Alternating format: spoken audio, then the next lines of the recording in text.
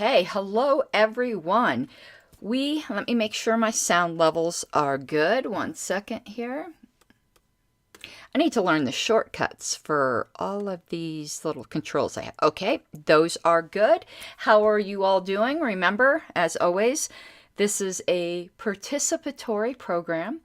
I have a ton of clips, and I know it seems like I always go through the same people, which I tend to do. I do tend to watch a lot of Dave Smith, Michael Malice, and, funny enough, Ben Shapiro. Though I've recently added Tim Pool to the rotation, though I haven't really found anything to clip out. But all of and I think there might even be some Tim Pool in here.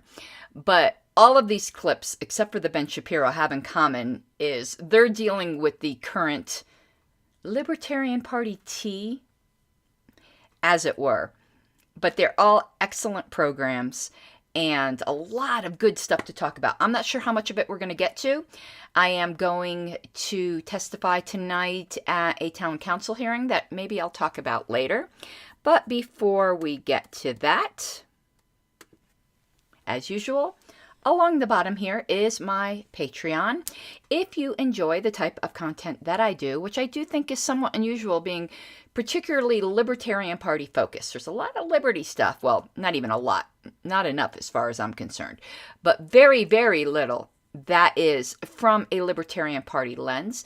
Please consider becoming a patron. It is so appreciated.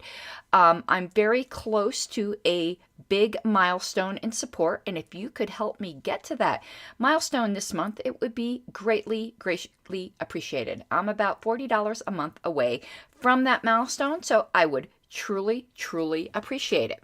Let's get that off the screen now, as it is distracting, and let's get right into the content, shall we? And this is, of course, a get ready with me, so I'm going to be putting on my face for this evening. Let me find my little buttons here. Here we go. I think Ben Shapiro is up first. Is that the states are coming apart. We have two separate countries, and they are becoming more red and more blue, respectively, over time. And that is why federal politics are so unbelievably unworkable right now, because there is just a different set of priorities on each side of the ledger. Now, normally, the solution to that, if you wish to maintain a country, would be to have a small federal government whose job it is to basically enforce only the most important and rudimentary of individual rights. It would not be the job of the federal government to get involved in each and every decision in your life, because obviously California lives differently than Florida. Instead, the blue states will not allow that to happen. The blue states wish to cram down their lifestyle on the red states. Understand that we are living in a time of rising authoritarianism, and the great authoritarian threat is not relegated solely to the extreme right. In fact, it has taken over the mainstream left. The mainstream left would love to control the lives of the people who live under its auspices. They would love to control the federal government and cram down those federal standards on states that disagree with them. And decentralization and federalism would be an excellent solution to this, but the left will not abide that. So look at California and understand that if you live in a red state, it's not just that California wants to separate off from you. It's that California wishes you to live as they live. California is not merely saying we don't want to do business with the state of Florida, for example. California is saying we also would love to run the federal government and make sure that Florida cannot act like Florida acts. Okay, putting on my primer here. On these points, Ben Shapiro is absolutely correct.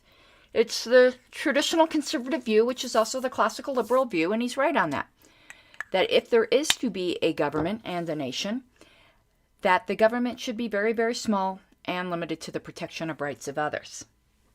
What is going on right now, and the backdrop of what he's talking about, is California saying they won't send anyone to do state business to states that have policies they don't agree with. And that is horrifying.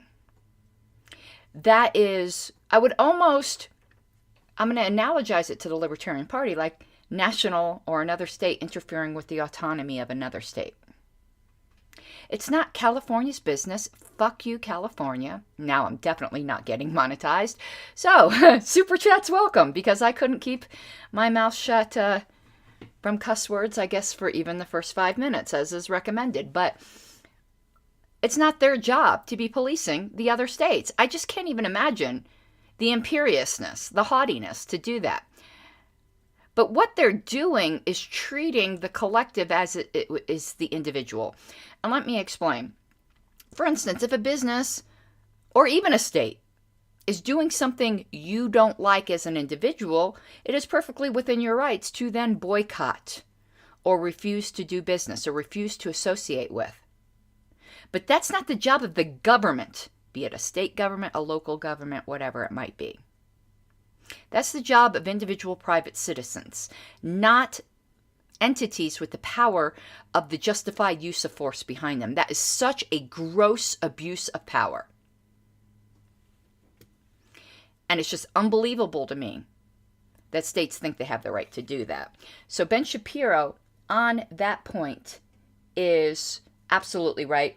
I'm going over here, looking at comments. I have a comment screen here in case you guys are wondering.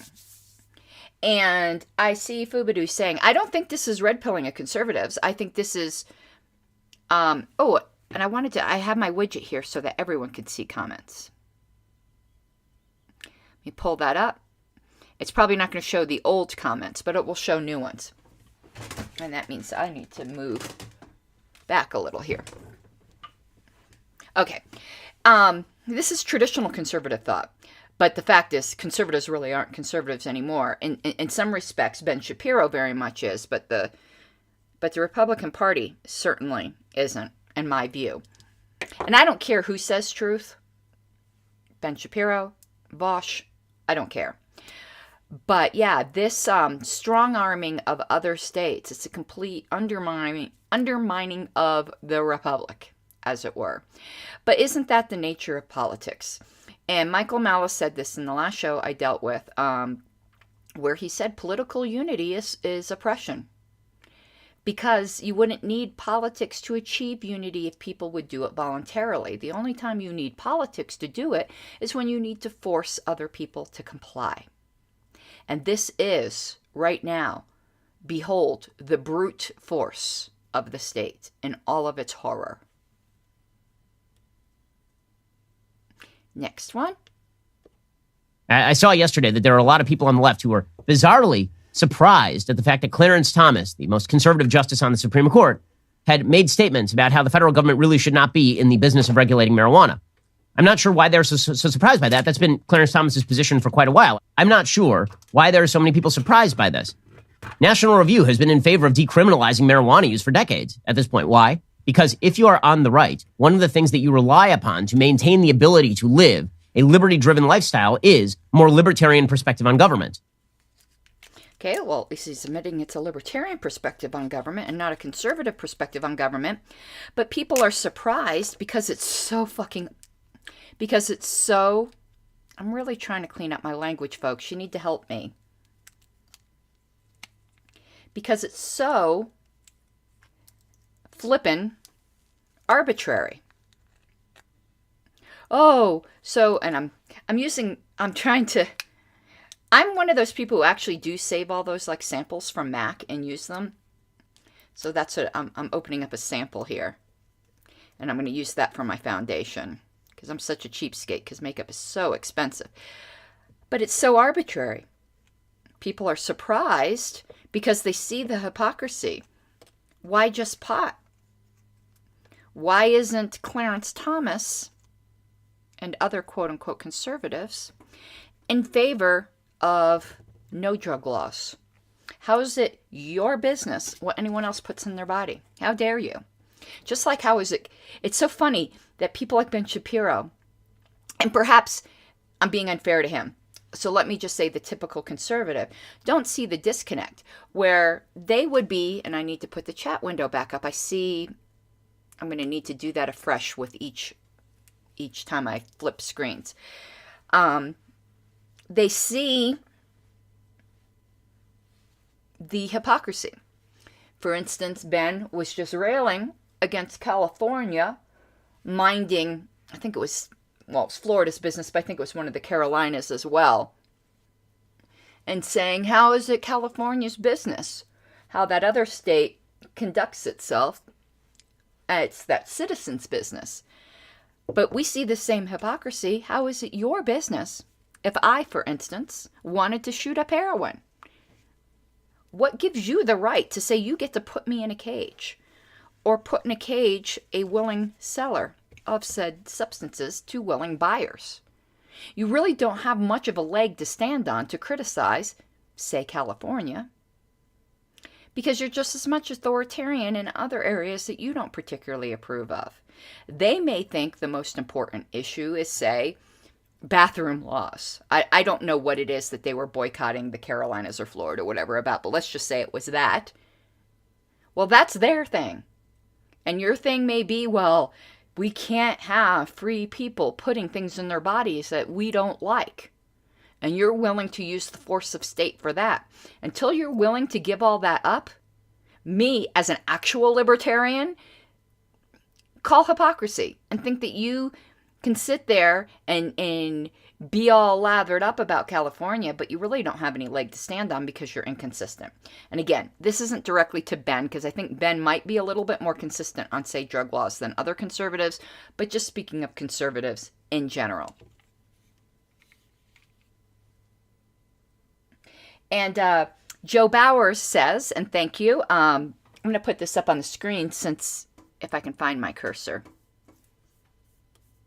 Well, I can't find it, and I don't like keeping you guys waiting. So Joe Bauer says, sent my 20-year-old son some of your content, and he's pretty stoked on you. LOL, this is the good stuff. Thank you. Let's continue here. And I managed to get through that segment without cussing. Yay. They are the left's radicalism and deep willingness to renormalize institutions to weaponize against people they don't like is going to result in a backlash that is going to be far uglier than what the left thinks is going to happen next. And this is completely reversed. The left's case in the 1960s is that these evil right-wing theocrats wanted to control what you did in your bedroom and what kind of drugs you took and how you lived your life. The people who are now interested in controlling every aspect of your life, how your workplace is, whom you associate with, what kind of church you go to, how your children are raised, whether you ought to be a parent or not. These people exist on the left, and they wish to cram down that vision on everybody else. And the more they cram it down, again, I keep saying it, but it's real, the harsher the blowback's going to be. The response is not going to be the classically liberal response of everybody go his own way, wave your fist unless you hit somebody else in the face. The response is going to be, if you insist on grabbing that gun, I will grab the gun from you and I will use it against you. That will be the response, and it will be quite ugly. Okay, he's absolutely right. And let me, I'm putting on my, in Wayne's home, Wayne's World, party time. So he'll be interrupting me soon. Put back up the chat widget. And I'm putting on my contour if you're wondering what these dots are. He's right and he's wrong. He's acting as if everything was just perfect until the left came along and started turning authoritarian. And now they're going to have a backlash that they just have no idea what this backlash is going to be like. It's going to be far worse than the classical liberal response that he's acting like the past used to be. Ooh, that's a little bit too dark. But why did the left, why is there, it's kind of a chicken and egg thing, but this authoritarianism of the left, he acts like it came out of the ether. But the fact is, the left is giving as good as they got. Because the right used to be, and in still some ways, quite authoritarian with the way they were controlling people's social behavior. I mean, anti-sodomy laws, anyone? Denying gay people the right to marry, anyone? Those are staples of the right. And a lot of what the left is doing is in reaction to what the right previously did.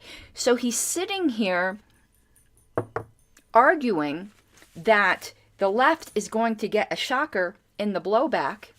But what is going on with the left is a blowback to what the right already did. And you could probably go turtles all the way down. You know, who was the original aggressor? Who knows? I think the minute you started using government, you can go back thousands of years, that's constantly what it's been used for, to oppress other people. But he acts like this left totalitarianism is out of the void, and it's not. That in itself was a reaction to right totalitarianism. And then, yes, the pendulum's going to swing the other way. And he recognizes this sometimes, But in an earlier episode where he talked about why it's important for conservatives to engage in the culture war, he said this is why. Because the power of government is going to be used in a certain way, and he basically was implying then we better use it for our way, rather than advocating the libertarian solution of just getting the government out of it entirely. Because otherwise, this constant seesawing is inevitable. And he's right, though. The blowback is going to be bad. And then the blowback to that is going to be bad until we eventually just end up in hellhole, unless we start pursuing actual liberty. Actual liberty is the only answer here. It's quite obvious. And Xena is whining because Wayne's home. If you hear a dog whining in the background. Now I think we're getting to the Dave Smith content and the more Libertarian Party specific content. I believe that was all I had for the Ben Shapiro. And, okay, yeah, let's continue. So there was another situation that you and I discussed last time you were on the show, which is there was kind of a coup attempt in the New Hampshire Libertarian Party that was resolved in favor of the rules and who had been the Libertarian Party prior as a consequence of this situation. And I'm sure in part due to me blowing it up on Tim Pool's show, Timcast, the following day, the current chairman of the Libertarian Party, or let's suppose it's within 3 days, I don't remember exactly, Joe Bishop Henchman resigned as head of the LNC without a replacement in place. And blocked me, even though we've never interacted. So there's a few of them who blocked me because they have no idea what else to do. And I think they're boomer enough to think that if you block someone, or I mean, that they can't see your feed, all you have to do is open up a private window, as if I'm going to the walls anyway. There also was a move of retaliation, or at least that's how I perceived it, to strike the current secretary, Ms. Harlos, from the LNC proper. And that was going forward because she was the one who kind of exposed all the antics that they were pulling. Yeah. Do you know what the latest is with that? Yeah. So that failed as well.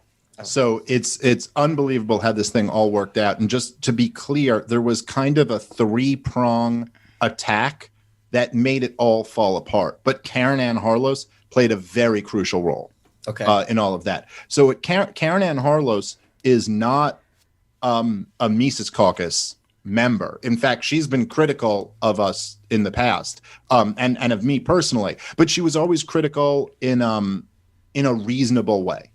Like she wouldn't be hysterical about it. Like she'd say things like, what people were, would be like, oh, Dave's an awful alt-right entryist because he had, Nick Fuentes on his show, and she'd go, yeah, to be honest, I don't think he should have had him on his show.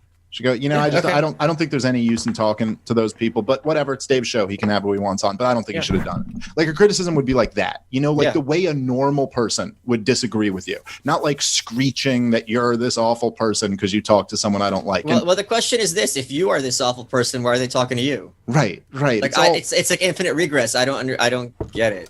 Yeah, the thing that I've really never understood about which to their credit, a lot of them have left and quit the Libertarian Party after this whole thing fell apart. I'd say that, a bunch of them. Andy Craig quit the Libertarian Party. A bunch of them have left. And I give them credit for that. I think that is the right thing to do if they believe the ridiculous shit that they believe. But if you think about this, right? If you believe, forget even the Libertarian Party, if you thought the greater movement of anarchist liberty people, like the whole realm that we're in, if you thought that I was like a Nazi sympathizer, and of course Tom Woods is this awful, bigoted League of the South, like horrible person, and of course you are like good friends with both of us, and so you're in that category too. Eric July is also problematic and racist, whatever their worldview is. Ron Paul was a racist. Lou Rockwell is basically a neo-Nazi. Like, go down the list.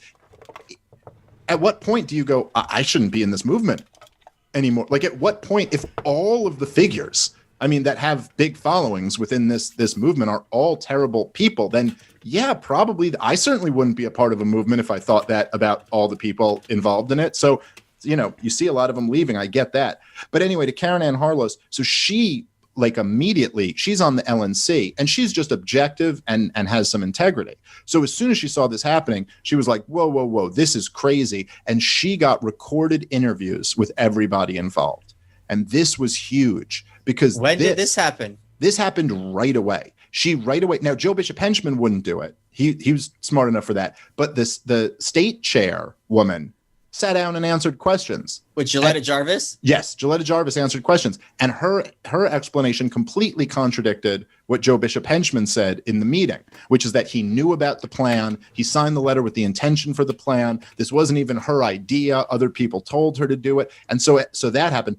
Then there was a massive public pressure campaign, which I was really going crazy on Twitter. And then when you did the Tim Pool video, it was like, and the fact that Tim put the clip out on his YouTube channel, like it was just they were just being swarmed with people.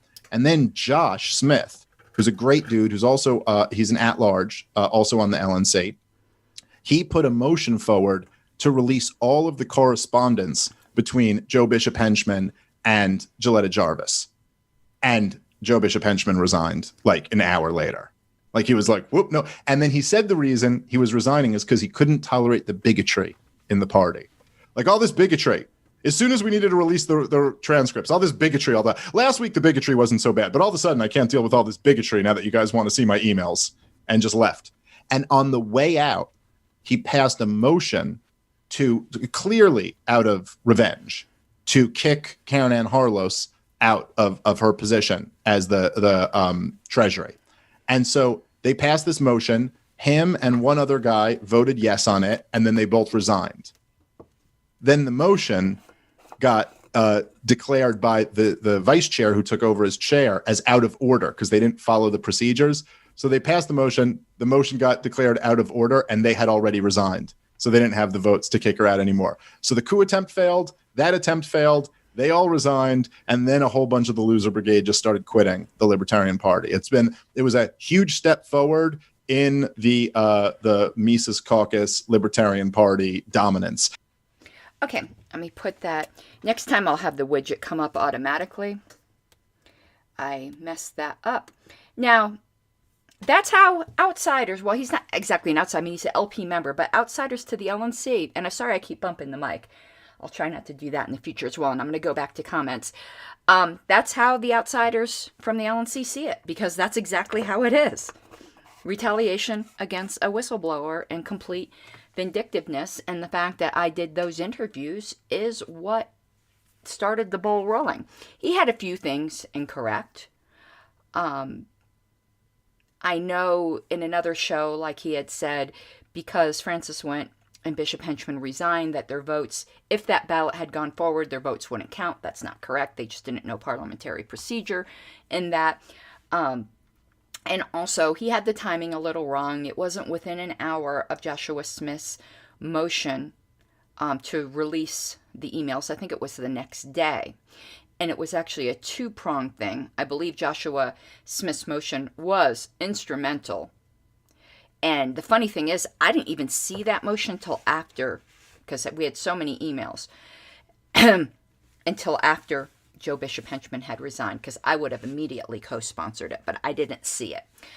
But what I did do, and this was the boom boom to Bishop Henchman that caused him to resign, is the next day I asked him pointedly, who asked you for that letter? For New Hampshire, it wasn't Gilletta Jarvis. Who asked you? And that's when he threatened to sue me, and within a few hours he resigned. So it was the two-prong of both Joshua and I pressing the issue. He knew was the truth was, in fact, coming out.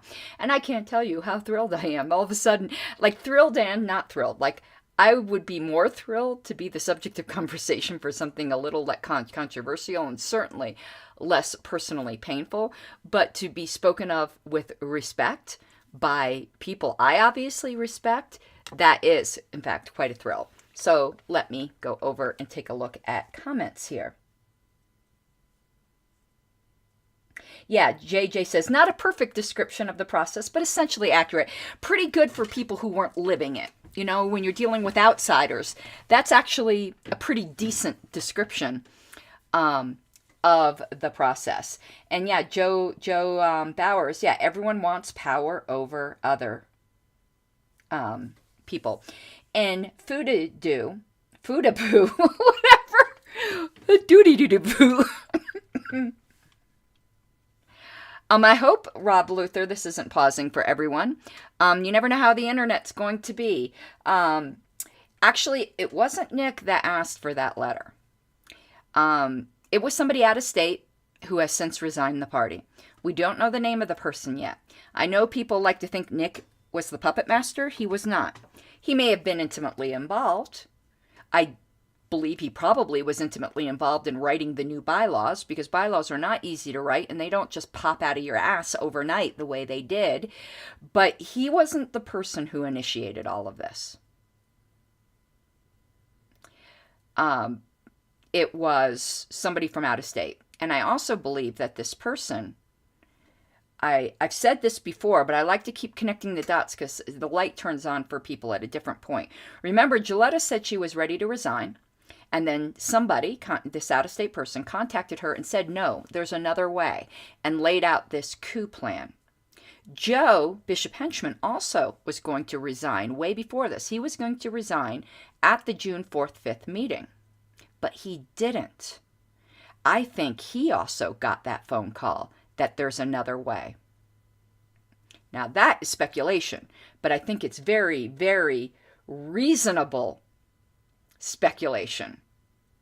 All of a sudden, these two chairs who didn't resign that then colluded on this whole takeover thing, and then all of a sudden, then the bigotry becomes too much, and there's no fucking... Oops, I did good. There's no flipping bigotry.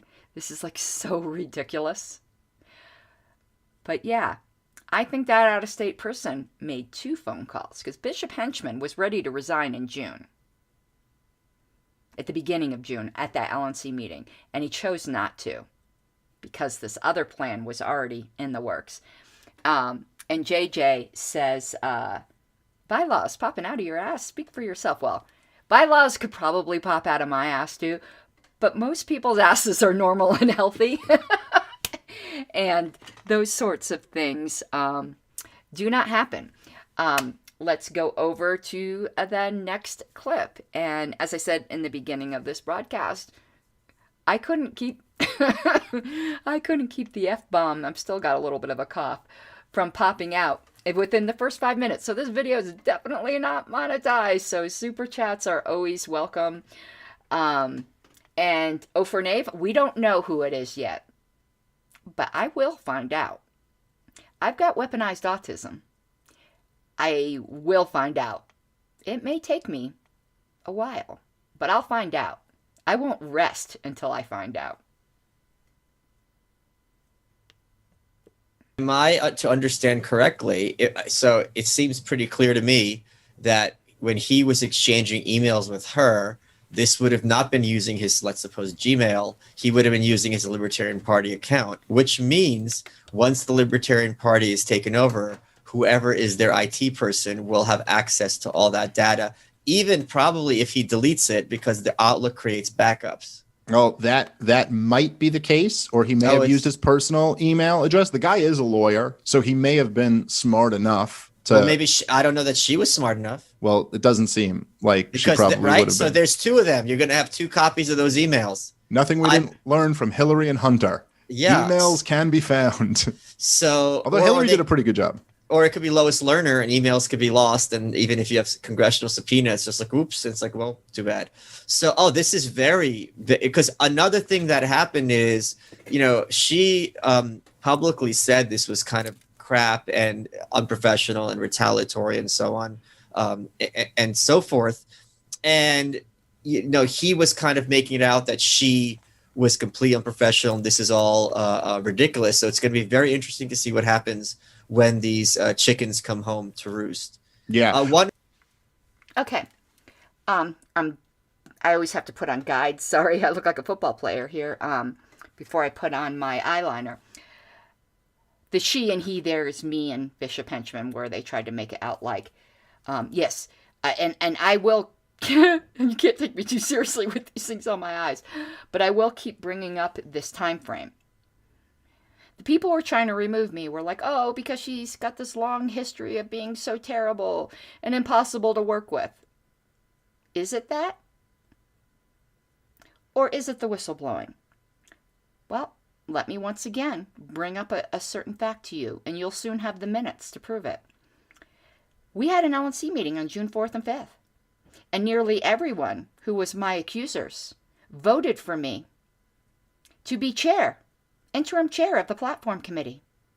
Either they are just terrible LNC members that voted for an absolutely atrocious person to be interim chair of the platform committee, which means they have horrible judgment.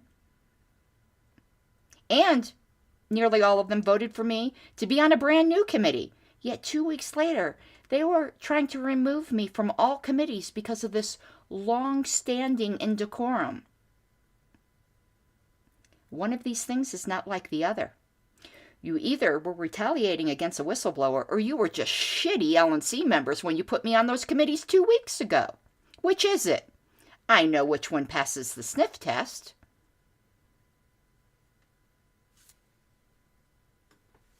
Oh, I forgot to put back up the comments widget, which, again, I'll make sure it comes up automatically in the future. But about the emails. We are so not ready for prime time.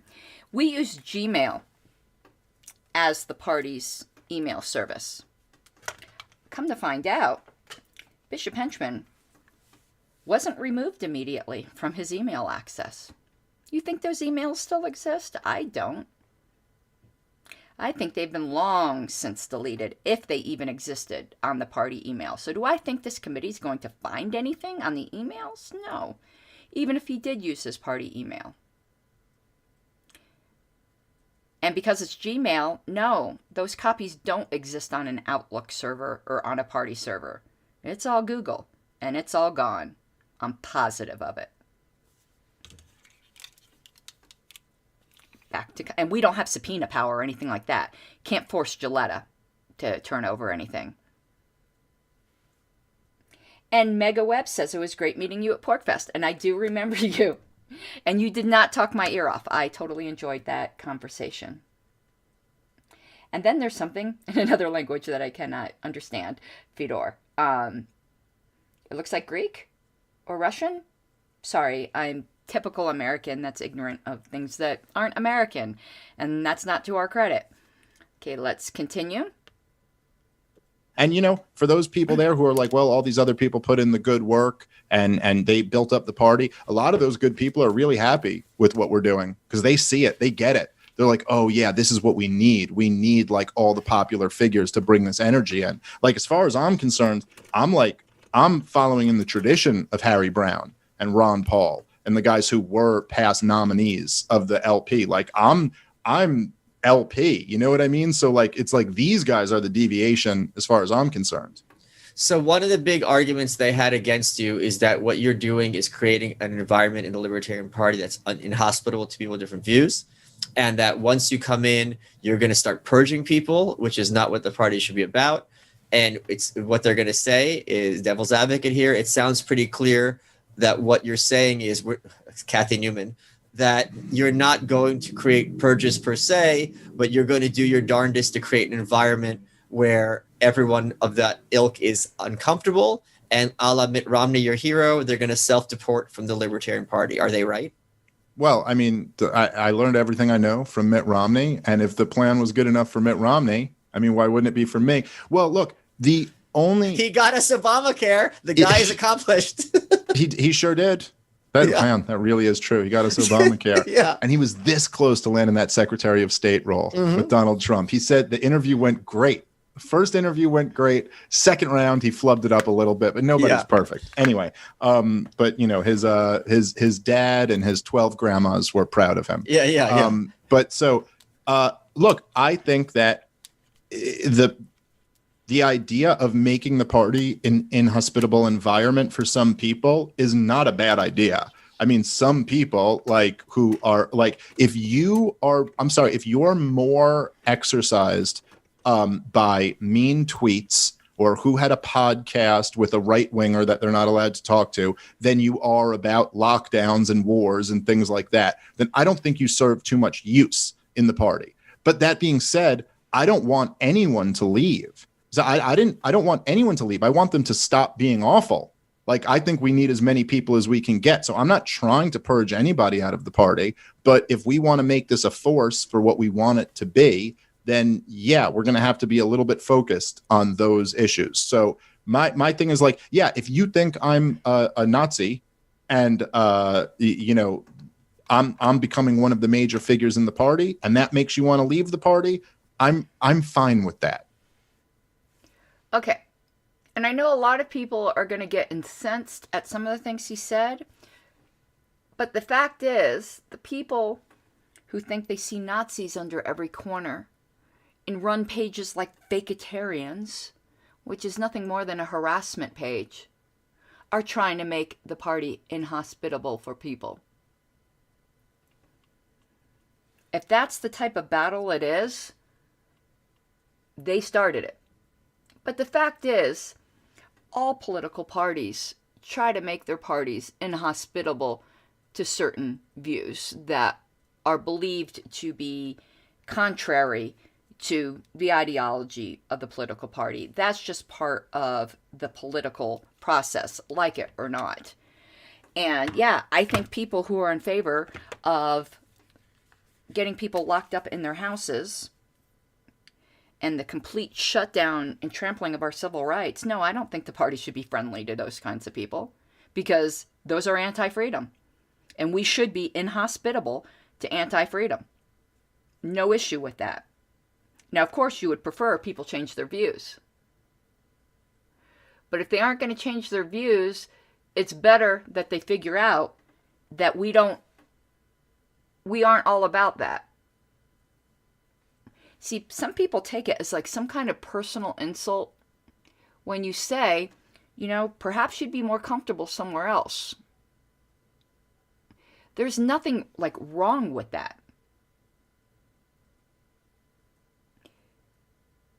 If a group doesn't agree with your views and there's another group who does, you're not insulting their mother by saying, perhaps this isn't the right group for you. In fact, you're doing both your own group and them a favor, because kicking against the goads is painful and annoying to everyone who has to watch it. But yeah, people who are going around falsely accusing people of being Nazis and racists and bigots and all of that, yeah, I'm not going to shed a tear if they leave. Really not, because I am tired of that slander against people. But the inhospitable environment was created by others. That is not something you could lay at the feet of the Mises Caucus. And I'm mixing up some eyeshadow here. I'm really not too sure yet what I'm doing with the colors. I usually don't plan this out very well.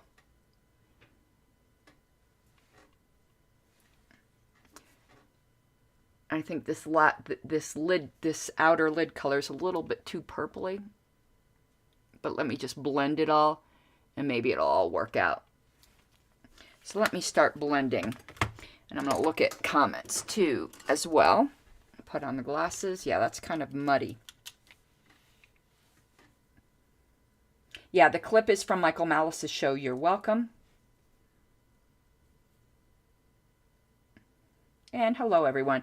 Yeah, it really did strike me how incredibly insulting it is to call a Jewish man a Nazi, and a Jewish man who lost family members in the Holocaust. You are a despicable scumbag if you're calling Dave Smith a Nazi. I mean, that's like the absolute worst thing you can call a Jewish person who lost people in the Holocaust. I mean, come on. And you think you're righteous? I am tired of this identity politics woke bullshit.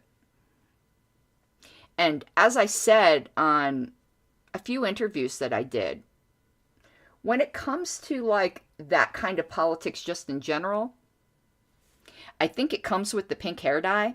It like seeps into your skull. I've got a little bit of SJW sympathies myself. So for me to be turning against all of this, it's pretty bad. But I'm over it. See, look, blending it helped a lot. Then I'm going to put on some of the sparkle. Yeah, baby. We're going to go to the next clip here in a minute. And thank you, Dr. Funkburger, because I'm definitely not monetized in this video with all the F-bombs I've been dropping. And thank you, Joe. I've gotten so many emails and messages from people who said they were inspired to join because of the stand I took. And that just touches me like so greatly. But let's continue now. Okay, yeah. One of the things that I don't understand is the argument is, is the Libertarian Party a vehicle for people getting elected, or is it a vehicle for promoting the correct ideas of liberty? Like the populist and progressive parties did not get much success electorally, but they got enough that the other two parties adopted their platforms. Which of those do you think is closer to your vision for the LP? Well, okay, so there's no question that red pilling people is closer to my vision, but I think it's a false choice to put the two of them next to each other. So I think you almost have to look at this in two distinct, different fields. There are local elections, and then there are state and national elections.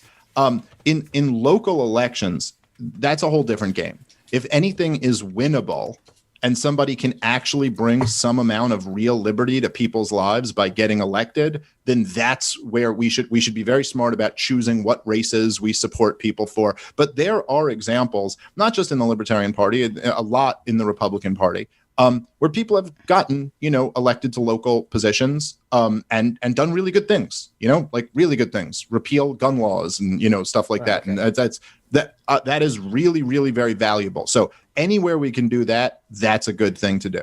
But that's not really my focus or my expertise. Like what I'm about is like red pilling people and introducing people to these ideas. And I'm very good at, I'm very good at making people realize that the things that sound so crazy about libertarian anarchy are actually very common sense, and the things that they consider very common sense are actually very crazy. Like I'm particularly good at doing that. And okay, I'm gonna have some other clips about this. See, I like that glitter. See, this turned out actually pretty good now. I've got another clip that deals with that more fully later, so I'll do it more there. But we're starting to see now the constant battle.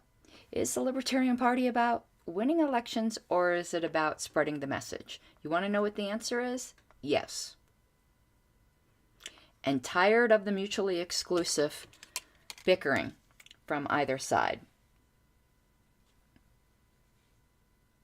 So let's continue. And Reardon, I would encourage you to join the LP. Right now is an exciting time. We're on the precipice either of something great or completely falling apart. It's an exciting time. But I think it's a false choice to say, like, for a libertarian presidential candidate, are we interested in introducing more people to these ideas, or are we trying to win?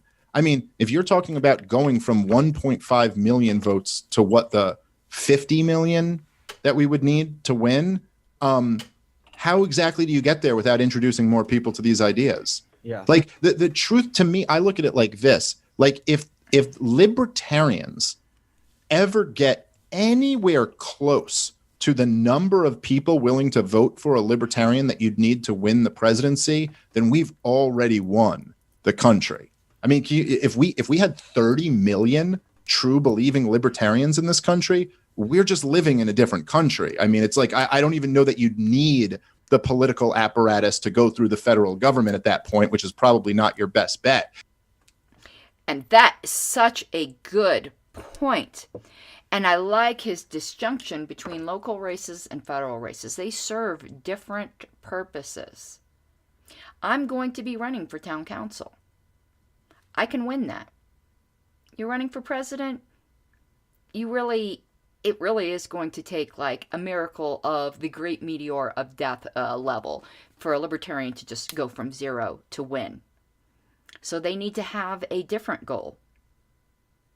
But the fact is, once we're at the point where a libertarian could win the presidency, we're already living in a different culture, that it won't be quite so important. As I said, politics are a lagging indicator of social change that has already taken place.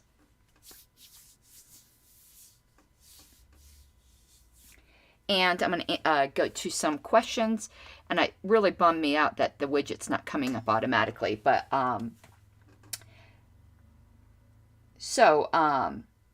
Dr. Funkberger, what town council? It's Castle Rock, and that's also where I'm going to be tonight, testifying. That I'll talk about either after this or in a separate show right before I leave on some horrible things that they're trying to put on the ballot. And Reardon says he was a member years ago, but wants to see how successful the Mises Caucus will be. If McCardle wins the chair, I'll consider joining. See, that's kind of a chicken and egg thing. In order for, and I make a practice of not endorsing anyone. I might change that practice this year, but whoever your preferred chair candidate is, the way to get them to win is to join and be a delegate. If enough people are saying, well, I'm waiting to see if so-and-so wins, they won't win because they need the votes in order to win.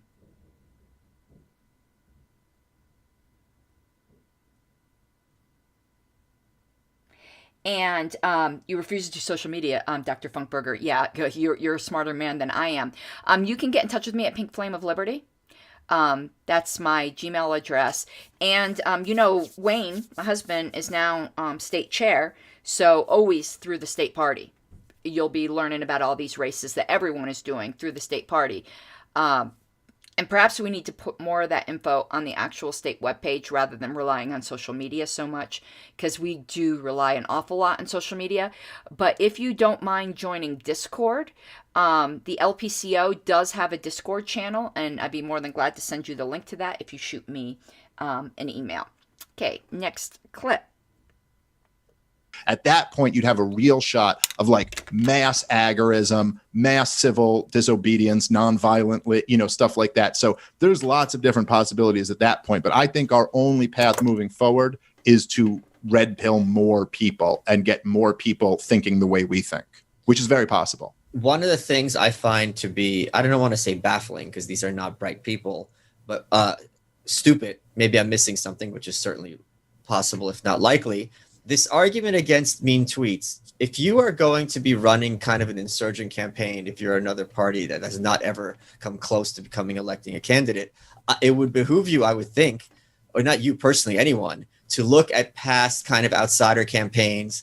Jesse Ventura in Minnesota, Governor Ventura was one of them. Obviously, President Trump, Ross Perot in 92 and 96 are good examples. Perot made the debates, the first third-party candidate to do so, and be like, okay, what worked for them? And let's at least brainstorm it, because if it worked before, it's certainly possible that it's going to work again. Maybe it just worked for that person as opposed to a thesis.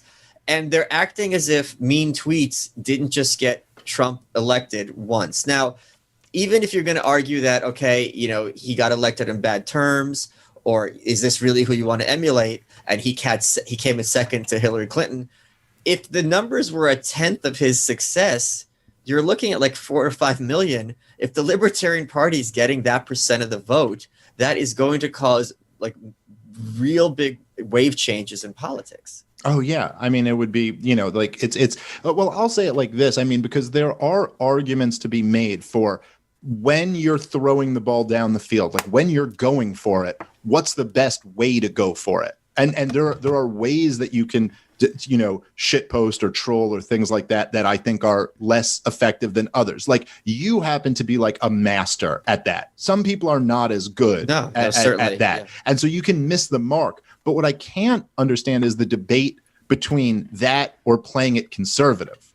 Like you don't play it conservative when you're down 7 touchdowns in the fourth quarter. Like you have to go for it. That's the only chance you have. So it's not just, there are these, a lot of blue-pilled libertarians who honestly believe that you really don't want to offend the corporate press and the blue check marks, because that is death. And you can kind of understand for many years why they believe that. Yeah, because then you're SOL. You can't get your voice out there. When they had a monopoly on the conversation, you have to be invited into the conversation. Of course, this is the kiss of death that Hoppe wrote a lot about, is once you're trying to get invited into the conversation and invited into the parties and all this, you're going to compromise on the most important issues. It's the only way.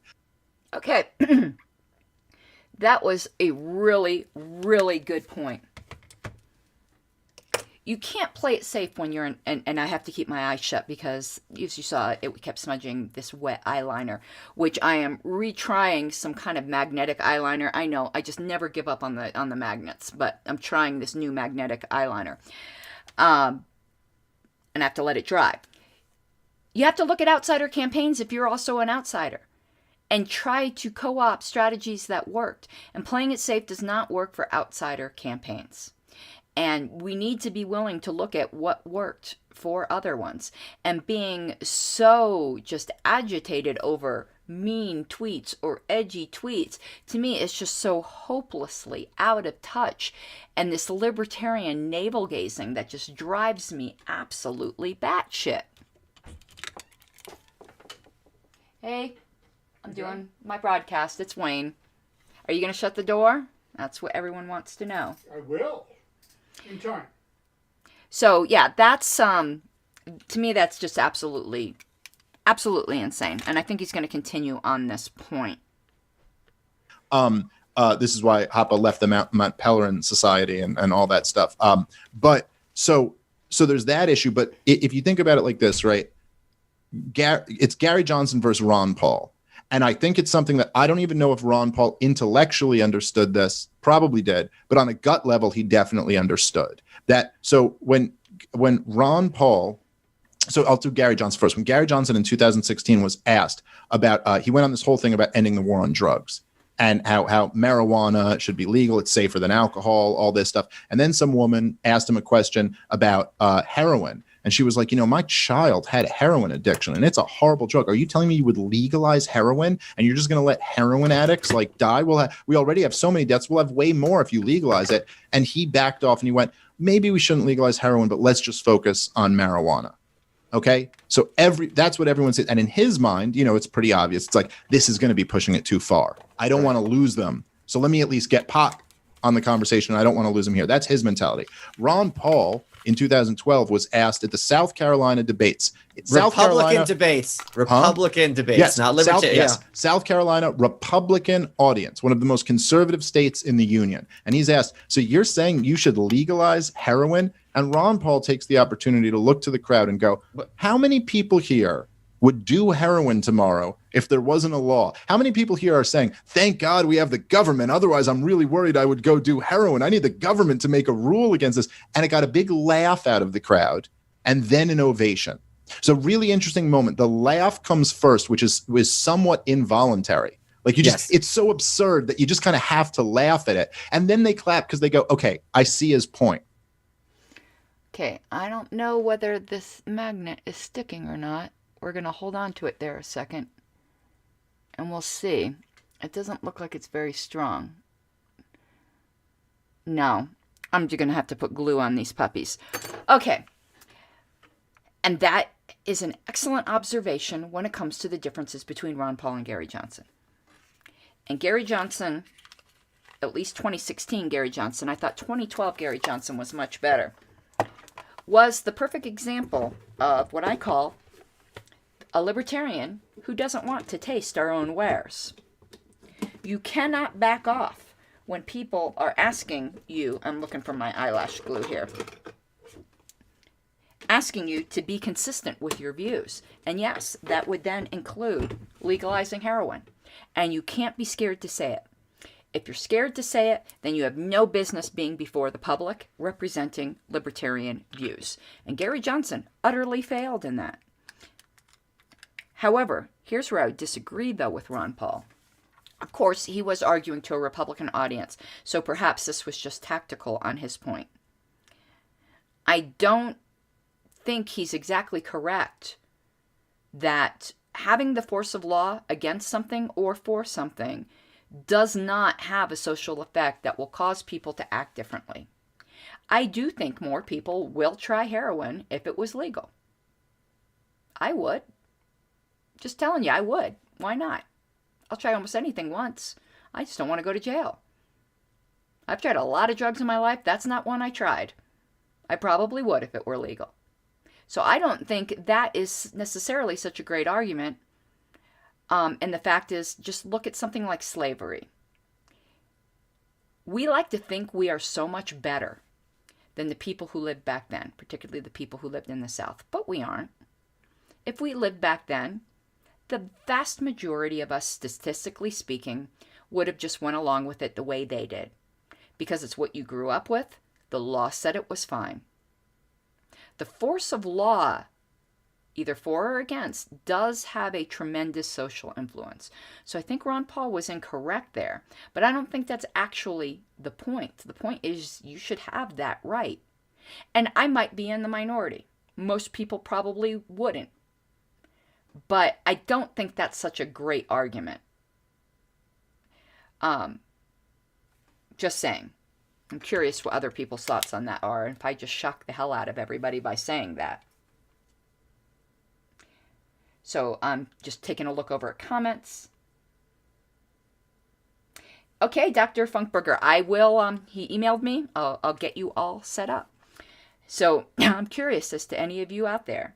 If certain drugs, pick one, were legal, would you try it where right now you wouldn't because it's illegal? I'm really curious if other people, like, listen, when I moved to Colorado, I tried all kinds of pot because it was legal.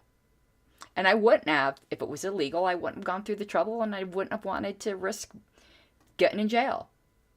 So I'm just curious. Go back to comments on that after the next clip. Now, whether or not Ron Paul thinks about it this way, what he understood on a gut level was that it's more valuable for people to see that I will stick to my principles even when they take me into an unpopular area, because that's what inspires people. When people see out of Gary Johnson that you will give up your principles because you're afraid it takes you to an unpopular area, that's when no one's inspired. And I wish more people in the LP would get that. What people don't appreciate in terms of signaling is if you are the candidate of a minor or fringe party or third party, whatever you want to call it, and you're trying to take on the big guys, you know, Coke and Pepsi, you have to be able to demonstrate on some level that you've got the strength to be actually be able to go up to them and punch them in the face or like take them down, right? Because it's like, so why would the third parties historically and correctly have to face is this concept of, am I wasting my vote, right? It's like, I would like to vote for this guy, it's closer to me, but it's like at the same time, what's the point? And whereas here I can ostensibly make a difference is the thinking. This was a big issue for Obama in 2008 when a lot of people, you know, wanted to have him as the nominee, but they're like, okay, this is just a kid. He's got plenty of time. Let's vote for Hillary. You know, that's the safe bet. And then when Oprah endorsed him and it became a situation where, and especially when he won Iowa, then it's like, wait a minute, there's not a waste of a vote. Like a lot of other people feel the way I do. Let me get on this bandwagon. And when that happened, Hillary Clinton was BTFO. Oh, I won't put this on. I'll wait till the next break. Though this glue is going to dry. Maybe I will try to put it on in a minute. And sorry again for knocking the mic. But that's true. People are not inspired by milquetoast. They just are not. Let me put these on. You men have no idea what we go through for beauty. Okay, one eyelash on. Let me take a look at the comments.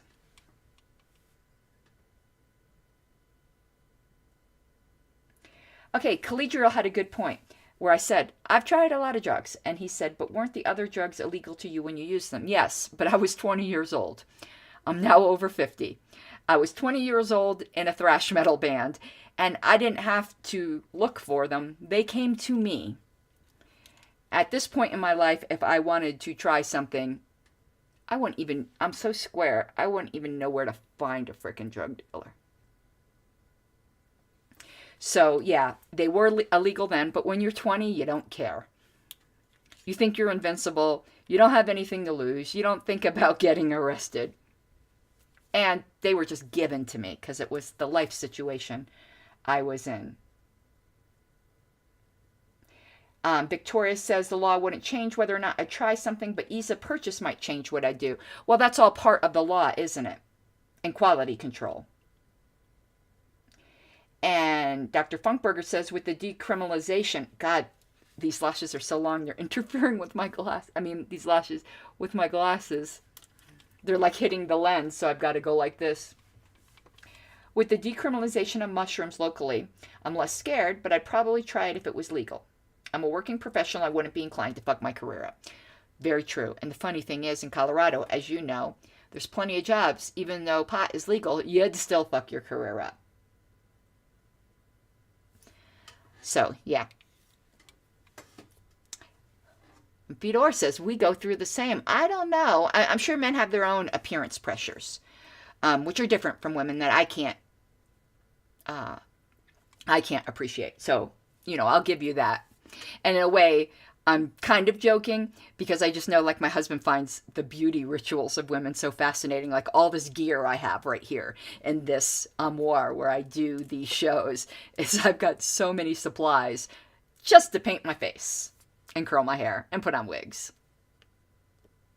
And didn't have really a way to recover other than when New Hampshire, and it was all downhill for her after that. So it's really amazing to me how it just makes no sense, because you're never going to be ostensibly more anti-racist than the Democratic Party. If that is my pet issue, which is certainly someone's prerogative as a voter, and the choice is the Libertarian Party says we're going to fight racism, and the Democratic Party says we're going to fight racism, of those two, only one has really the capacity and the demonstrated ability to change law vis-a-vis what racial issues are. Now, you and I might not agree with some of their votes and their perspectives, to put it mildly, but at the very least, if this is my main issue and that's how I think, I would want to go with the party in power as opposed to the party out of power, which is basically saying the same thing. It just doesn't make sense at a competitive level. Yeah, well, so you're 100% right about that point, and there's also another element to it, but you kind of have to know what's going on in the culture in order to even understand this, but to also understand that there's this whole critical race theory kind of school of thought, which is really this rebranded neo-Marxism that's led to this whole woke culture that many people are sick and tired of. And when you come out and say, we can't just be not racist, we have to be anti-racist, hashtag Black Lives Matter, you are using the language, whether you realize it or not, of this movement. And a whole lot of people who are against this movement are now completely turned off, like you're dead to them now. And by the way, of the pool of people against this movement, a lot of them are against it because it's Marxist, because it's anti-liberty, and they would actually be a very good potential pool for you to be pitching your message to. So it was bad for the reason you said, and it was also bad because of what it signaled to this whole other crowd, which you're much more likely to appeal to. Like, you're much more likely to appeal to somebody who's pro-freedom than somebody who's anti-racism if you're a libertarian. Right. Or at the very least, someone who's anti the state in some broad capacity. Okay. I'm trying to get this to stick. And this is an interesting debate. And I watched this debate at PorkFest. And I used to disagree, and now I'm back in examination phase. I don't know what I think. And a little bit of my SJW tendencies will start to come out here. The question is,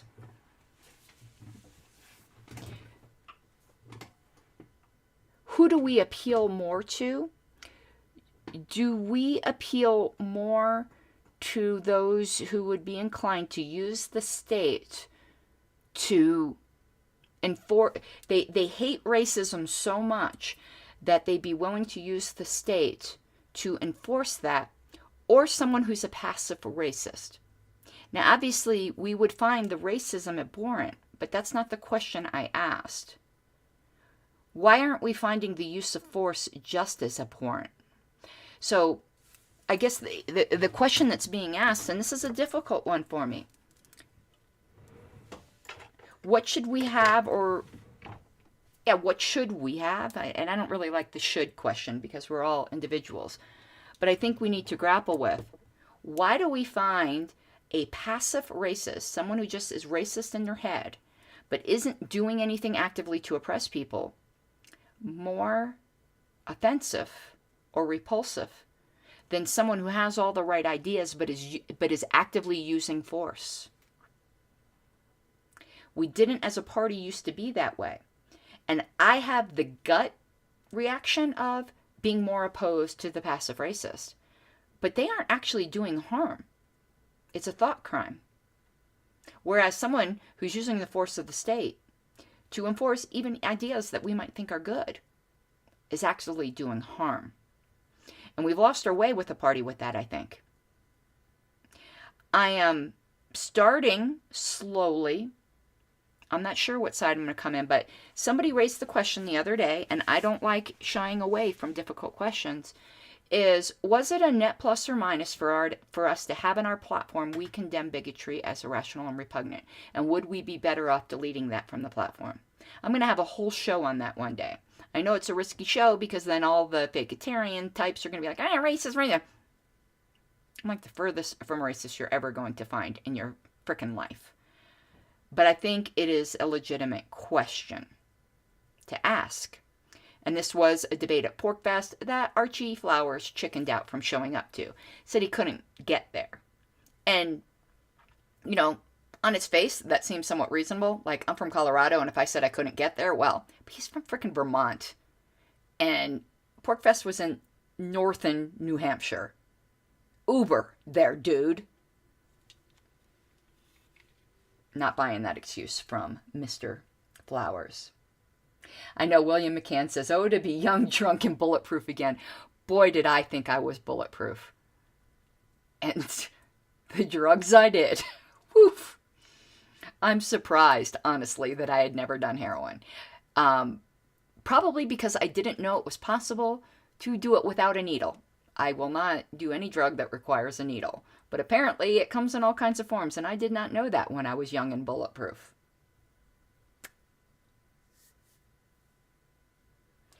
And Dr. Funkberger says, I have voted Libertarian every election that I've been able to, except the last one, because of the anti-racism tweet. And the thing is, again, my little bit of my SJW-ness will come out here. I didn't have a problem with that tweet, but I understand why other people did. And I think it was taken in a way that it wasn't intended, and it was taken as a personal preference. And then because it was a personal preference, and it was mixing politics with personal preferences. And I think that's where the LP is going astray. Because personally, my opinion is that I agree with that personally, but should that be a political position? So I do agree, personally, morally, as a Christian, that it's not enough simply to not be racist yourself. You should be anti-racist as a moral person. But should that be a political position? No. And that's where they went wrong. Perfectly fine to say in church, keep it out of the political campaign.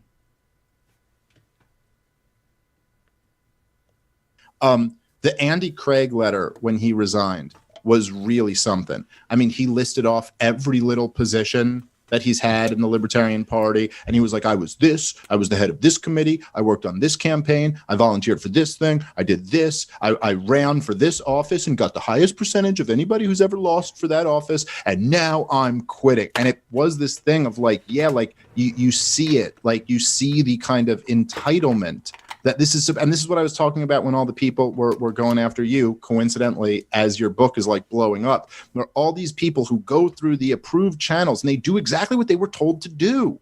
And they were told they get to be the guy if they do this. And then there's you, and you didn't do any of that. No, you just went right to people and started talking to them, and they really loved what you had to say. Like, that's bullshit. Who said you can do that? You know, you kind of see this thing, but it's like, yeah, man, all of that, all these steps, this is an illusion. If you didn't see That's just primer for my lips. Andy Craig's flounce, his goodbye cruel political party. I shouldn't laugh.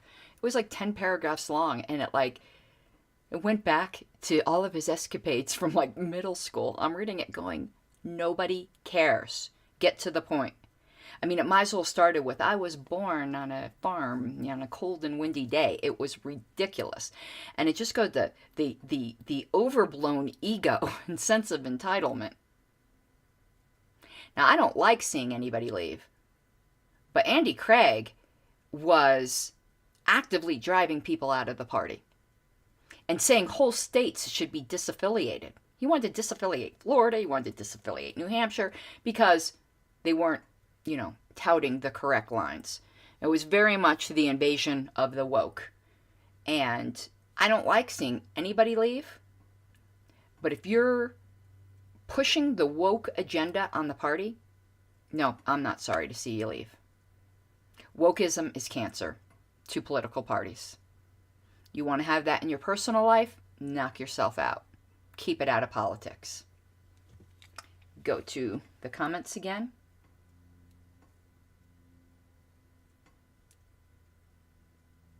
See, yeah, Dr. Funkberger said, in retrospect, I think you're correct, but it really made me uncomfortable. And I get it. I totally get it. Fedor says, legalization of drugs destroys Ponzi schemes of involvement of new drug consumers. Ron Paul's right. He is absolutely right. And Foobadoo, I just love that name. Andy Craig's letter was crazy. It was so self-absorbed that it was pathological. He kept bragging about how much he had donated. And it was a lot. To be fair, Andy Craig has donated a lot. He was a good candidate, and he's done a lot of work. That doesn't give you ownership in this party. And it doesn't give you ownership of other people, and it doesn't give you the right to be calling other people names and driving them out when they are actual libertarians that you just might not want to have a drink with. Nobody's requiring you go to bed with these people. They don't have to be your best friends. So, yeah, and that's where we've gone wrong, because we tend to think we have to like everybody, or we can only bring into the party the people we would want to have to be our roommate. No, there's going to be people whose opinions you do not like. If they are not, we need to get back to the question, are you wanting to use the force of the state? That's all political libertarianism is about. We need to get back to thin political libertarianism. You want thick libertarianism in your personal life? Knock yourself out. But this thick libertarian bullshit is killing our party. People think this is true intuitively because it's like, if I don't offend anyone and I get people who kind of like me, then I'm going to win. But the thing is, what they don't appreciate is voting is more than having amiable thoughts about someone. Voting means I'm going to get my ass out of the house and I'm going to take action to make my vote heard. It is a lot easier to motivate people to vote if you are kind of driven or kind of out there, because that audience knows this is my one shot and this guy finally speaks for me, as opposed to when you have, suppose Biden versus William Weld or some situation. A lot of people would be like, yeah, I prefer Biden or Will Weld, whatever. But it's like, I don't really care. So sure. Yeah. But there's other people who really aren't prepared for that shit, who really aren't. And I went gangster with that power that I have over the Karen Ann Harlos thing. I was pretty public. Listen, any one of you who votes to remove her for this, I'm taking names, and I promise you, your Twitter experience will be unpleasant for the rest of your life. And that may seem kind of fucked up, but that's the authority I have. You're using your real authority to try to remove someone out of vengeance for doing the right thing and making sure my people's stuff wasn't stolen. So if you're going to punish her for that, then I'm going to throw what influence I do have into this. Now, I don't think I do that when it's not warranted, but for a lot of these people, it's yeah, if you're going around and calling good people the worst names in the book, well, then you know what? You're going to get called some names. I don't know. I think that's fair. Okay, I got the bottom half of my lip done. What Dave said there really struck home with me, because at first it made me uncomfortable, because whether or not these people did me wrong, I'm like, ooh, that's harsh. I don't want their Twitter experience. He was, of course, being hyperbolic, miserable for the rest of their lives. But what he did is kind of a value that I have. Within my sphere of quote-unquote power, I will always stand up for those who are being victimized by people of greater power that I have the power to assist. And that's what I did in New Hampshire. There was a power imbalance, and I was in a position to help them. I didn't do it I didn't think I was ever going to get any credit or recognition for it. That isn't why I did it. I did it because it was the right thing to do. And Dave, coming to my defense, really, really touches my heart. He has a sphere of authority and power. And he said, now she's being victimized by people in power over her unjustly to try to remove her from a position that she worked her ass off for. And I am going to defend her from the position of power I have. That's true friendship and loyalty. I'm going to give you an experience from my past. I was cyberstalked before cyberstalking was a thing. I'm kind of like the early adopter on all the abusive shit, I think, in the world. And this dude, it was something. I'm not going to get into the whole nuts and bolts of it, but it was bad. It was like FBI involved bad. And I was pretty powerless to stop it. A friend of mine who had a website at the time that was really high, got a lot of traffic, was like, whoa, you're not going to do this to my friend. So he took his high traffic webpage, splattered this dude's picture across the front of it, and said, warning, internet predator. And before you knew it, this guy was begging me to have my friend take his picture down. Because that's what people who have positions of power do to defend people who are being victimized but powerless. And I respect that. And I am eternally grateful for Dave and Tom Woods coming to my defense and using their spheres of influence. And I only hope that I continue to use my spheres of influence to defend the powerless in certain situations. That is a core value of mine.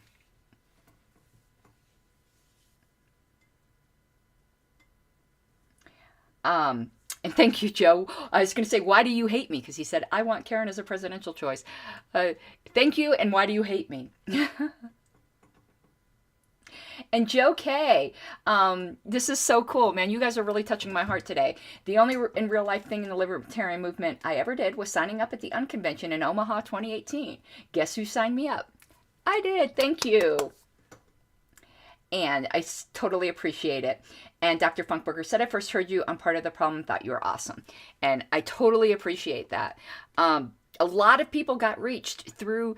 The funny thing is, through this really bad time, at least for me, more people have gotten excited about joining the Libertarian Party. And that's just awesome. It was worth it. I mean, it would have been worth it anyway. It would have been worth it to blow the whistle in New Hampshire and do everything I did, even if I lost everything. Because everybody can do the right thing when they know it's not going to cost them anything. But you have to be willing to do the right thing when it's going to cost you everything. At least that's my particular values. And I believe that's what I was elected for. And I would do it again. In this case, like the universe, God, whatever you want to call it, showed me favor where I had the wellspring of support, and actually so much good and support has come out of this. But there's been other stands that all of us will take that will never be known. We will never get glory for it. We will never get recognized for it. And in fact, we might be spitefully used and despised for something we did that was right, but do the right thing anyway. Unfortunately, when we were there, what people don't appreciate is that there's so many different schools of libertarianism. And my friend once was there and met a Georgist who's a follower of Henry George, whose book, I think it was 1890, was kind of galvanized the movement, and it's been completely forgotten now. And he didn't even bother arguing with the Georgist. He's like, you're like basically this endangered species. Like, please keep your mindset because there's none of you left. Were there any members of any particular school that you found somewhat interesting? No, I mean, from who I spoke to, it was like overwhelmingly like Mises Caucus, Rothbardians, and types like that. But it was pretty much just that. Like that was almost the only people I saw. Okay, he's talking about Porkfest. And yeah, it was very, very ANCAP Rothbardian.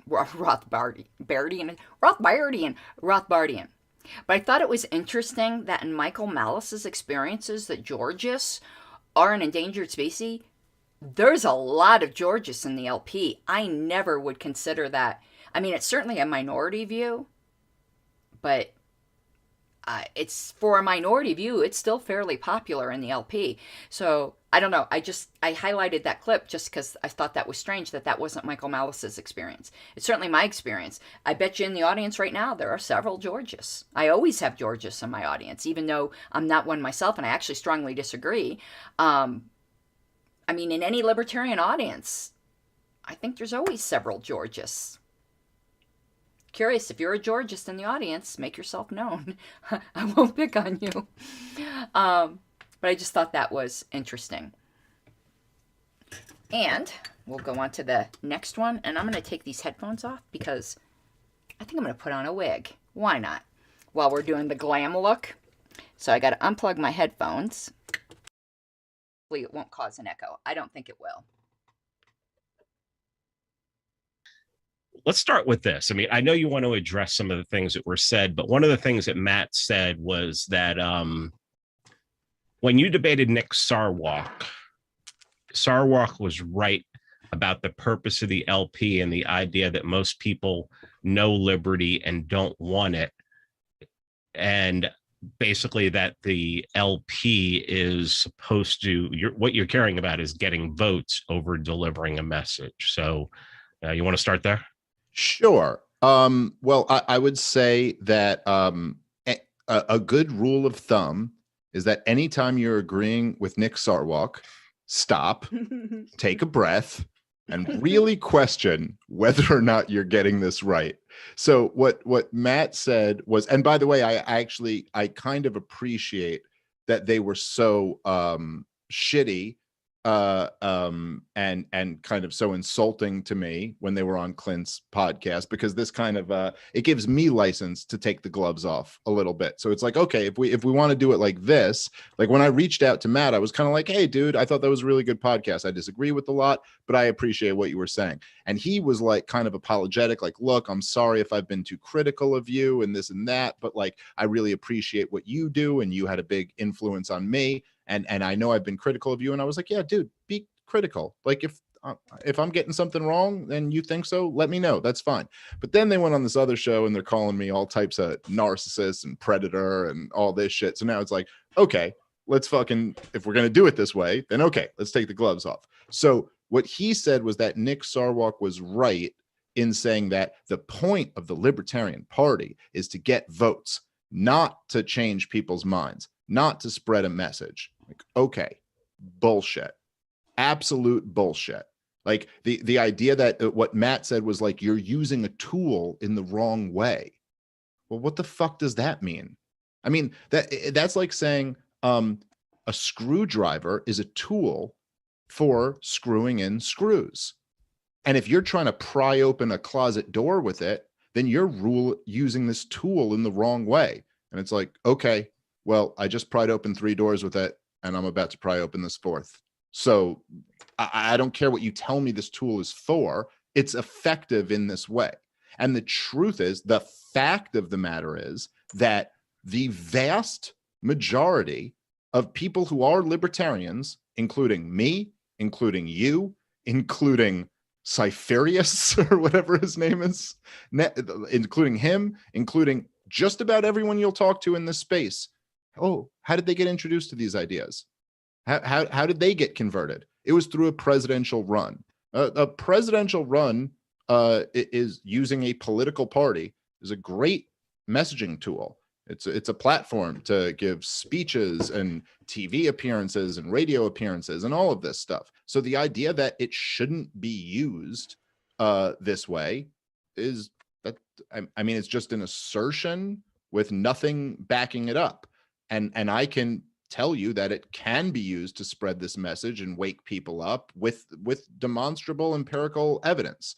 So yeah, bullshit to that. Like, no, Yeah. as usual, Nick Sarwark is wrong. And in fact, this is proven to be the most effective way to introduce these ideas to regular people who have never heard them before. So I don't know what, I don't even know what there is to argue about that. And I would just add that for the Libertarian Party, if first off, two things. Number one, this is why the Libertarian Party was started. This isn't like some, like new idea of how we should use the Libertarian Party. This is the reason it was created. And Murray Rothbard was way on board with this idea, and a lot of the old school, Lou Rockwell and those guys were all on board with it.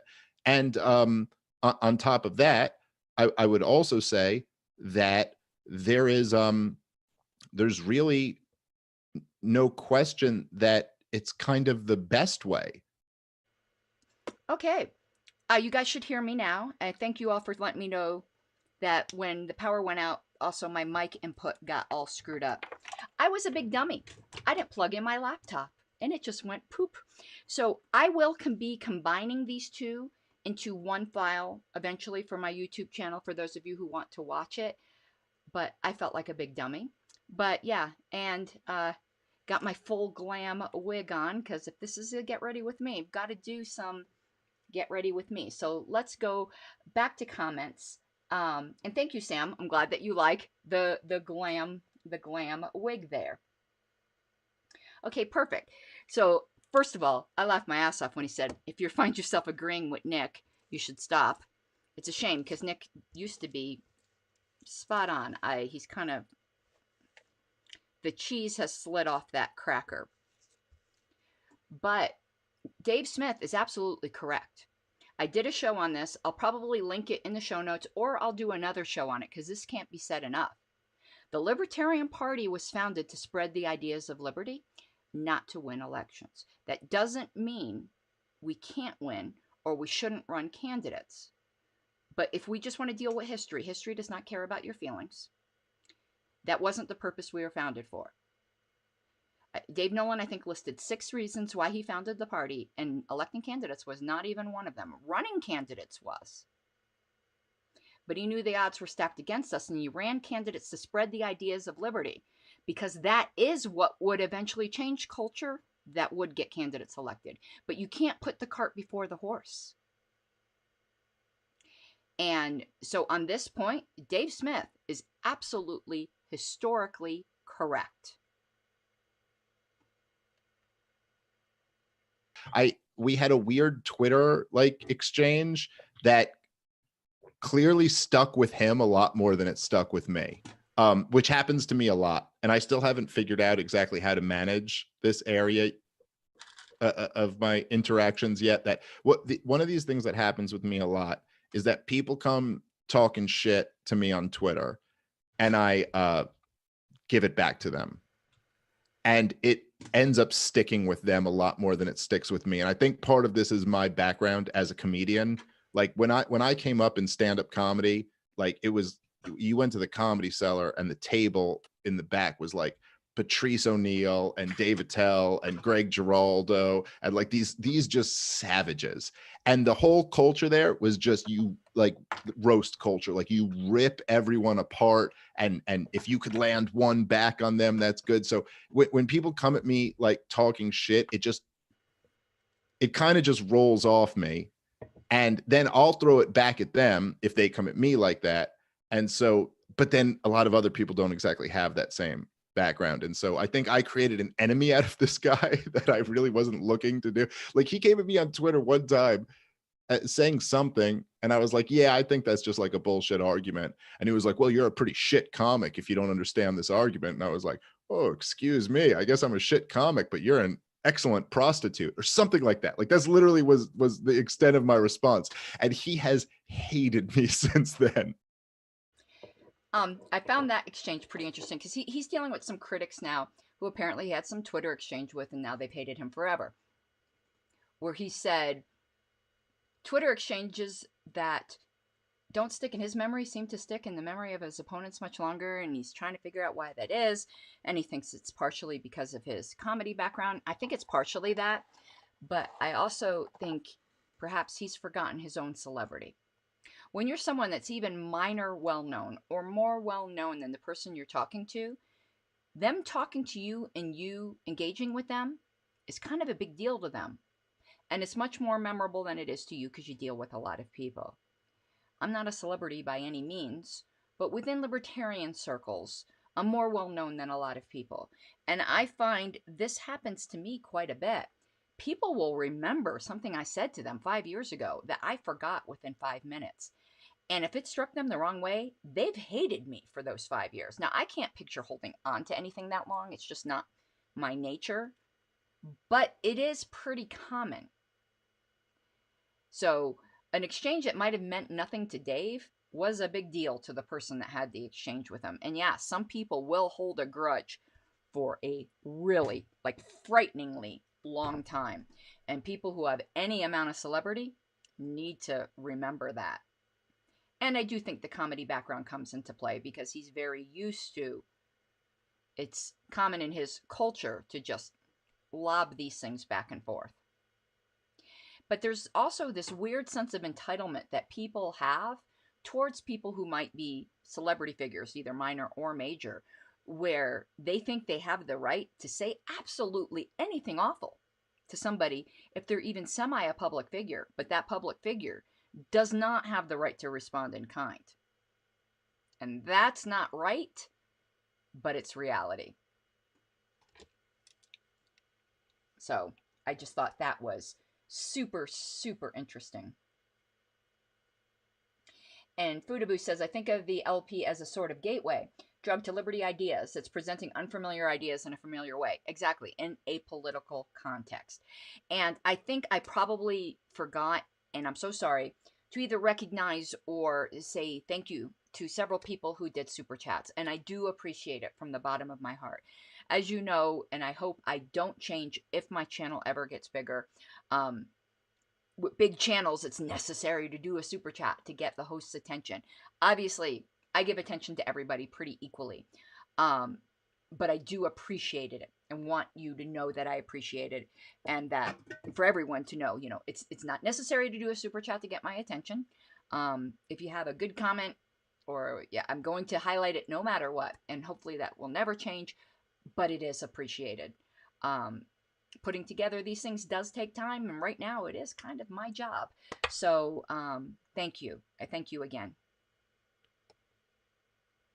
Oh, okay. I mean, no, I've never said I want platforms for platform's sake. What I've said is I want to get on the biggest platforms possible to spread these ideas, because I'm very good at that, and I'm very good at bringing new people into the movement. And every single time I get on one of these huge platforms, I get an overwhelmingly positive response, and we get way more people in our camp. That's just a fact. That's what happens.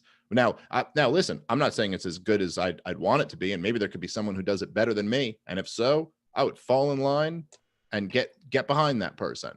But I'll go on Joe Rogan's podcast that has millions of listeners, and there will be thousands of new people who are now following my stuff, thinking about diving into the literature, possibly joining the party, possibly not. But that's what I do every time I get on these platforms. So, you know, he can say that I'm not saying anything different than Ron Paul said. I'm fine with that. Yeah, and what Dave, I wanted to give the context. I apologize that I didn't do that before, of this particular show that Dave is doing with Pete Quinones, formerly known as Mance Raider. Apparently there's a couple guys, I don't know who they are, I didn't watch the show. Oh, and I got like a little braid going on here from the last time I wore this wig, where they were just chewing him up, and it just seemed, from his description of it, again, it is from his description of it, I didn't watch it myself, very, very petty and mean. And they're like, wow, Dave doesn't say anything new. Well, none of us really do. I mean, none of us are innovative philosophers. These ideas are very basic and timeless. None of us are saying something new. when it comes to new, like, in the whole scheme of ideas. But to the people we're talking to, it's new.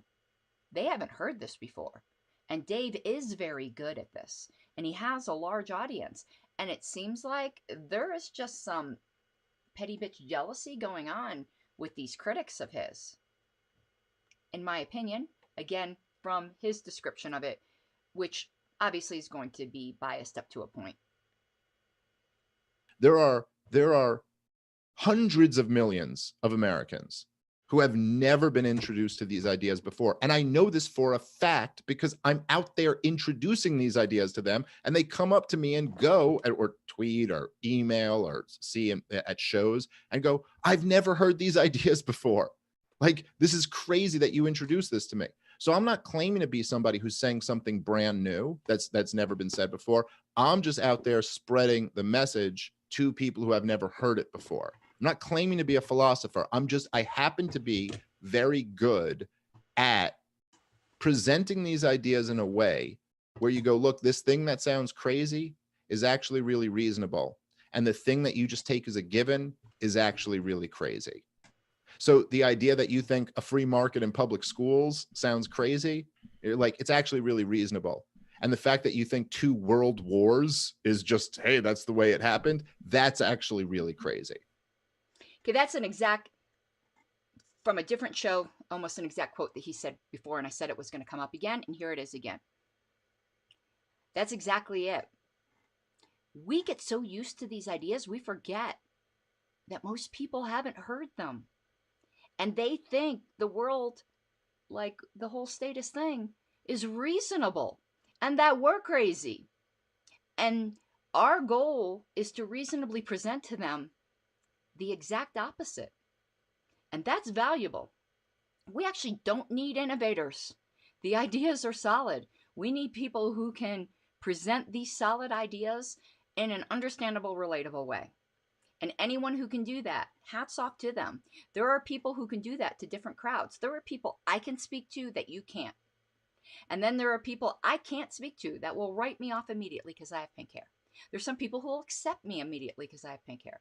There's audiences for everyone. And us savaging each other for these different skills that we have, it's just pathetic.